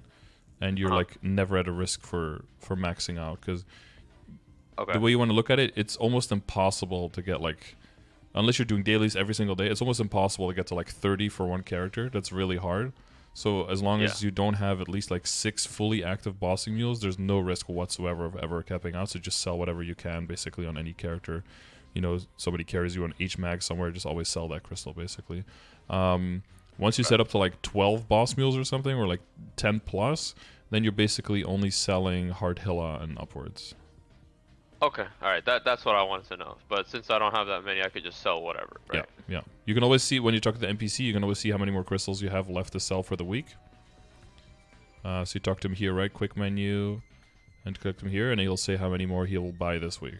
So like I have 97 more, and it's already Tuesday, so I have like 100 more Okay. crystals to make before the end of tomorrow. Yeah. It's, Okay. Yeah, cause yeah. I've always just pressed like the sell all button Mhm. ever since that came out, and I was just like, okay, sick. Yeah. Yeah, I know it's once you're getting into like the double digits, then you want to start making sure you're selling the right ones. But also at this point, that's why I'm saying like do as many as you have time for. At that point, you're doing it almost like 2 bossing mules a day as well, right? Yeah. It's not really weeklies anymore. It's like double dailies. Yeah. So like I'm so on the fence about that right now, but Mhm. just to know for future reference. Yeah, for sure. Yeah, just scale as much as you're comfortable with. Yeah, don't invest into Okay. it if you're not sure, because then you're just gonna feel pressure, and then I think the fun starts to go. Yeah, exactly. Yeah, I guess like the main thing I was just worried about was like how I'm gonna keep up with everything, Mhm.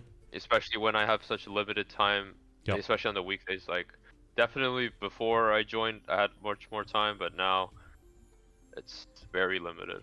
Yep. I mean, it's a good thing that your symbols are getting maxed, so your symbol dailies are Hmm. very limited now, right? It's very little time going into that now.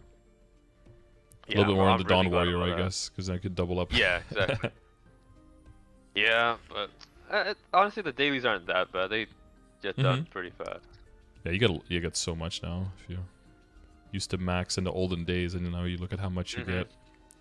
The new Yeah. new thing in Korea, when the new hyper burn, you get like level 7 symbols or something, just for starting on a character. Wow. Level 7? That's a and that's a that's a yeah, lot. and now you get 5, right? It's also a Hmm. decent start. Like I've never realized how many nodes actually, or not nodes, how many symbols actually go into these things before they level up. It's ridiculous. Mm-hmm. Yeah, yeah. I mean, it's another thing. Like, I was in a test server, right, for the Beam Brigade, and our sacred symbols were level 1, so we just got like a bunch of coupons. We had to make our sacred symbols, and it's just thousands, right, to Yeah, level them up. exactly. But I'm getting at a rate of 5 or 10 a day, so it doesn't feel like many at all. But if you look at it over a year, like how many symbols you get, it's a crazy amount. Hmm. Or if you just do all of your symbol dailies in one area, your inventory is completely full of symbols, right? And I think that puts into perspective as well, like buying symbols from an event shop, where you're like, do I really want to buy 100 symbols with like my coins that I spent like 2 weeks getting, when Yeah. that's like fewer than the amount of symbols I get from one day of dailies. Like that puts it into perspective a little bit on like how much do you value your time and your event currency Hmm. as well. Yeah. Okay. All right. Yeah, I think that was like all I wanted to know, just like a general direction. Mm-hmm. But it looks like I know where to go at least for like the next 6 months. I think I'll know what to do. I think so too. Yeah. Well, I wish you the best of luck. Yeah, it's a list, but you won't be bored. Yeah, exactly. I was worried that I was not going to be able to play, Mm-hmm. I guess, because like, the FOMO, all that stuff my Mm-hmm. friends are Mm-hmm. telling me, but I do have an opportunity to at least play a little bit. Yeah, that's good. Yeah. I still love playing this game. Well, let's hope we keep it that way. We'll see, we'll see. We'll see. Yeah. But yeah, thank you very much. Yeah. You're welcome. Best of luck, and good luck with the military stuff. Oh Hope that yeah. works out. Hmm. All right. Well, I'll see you around.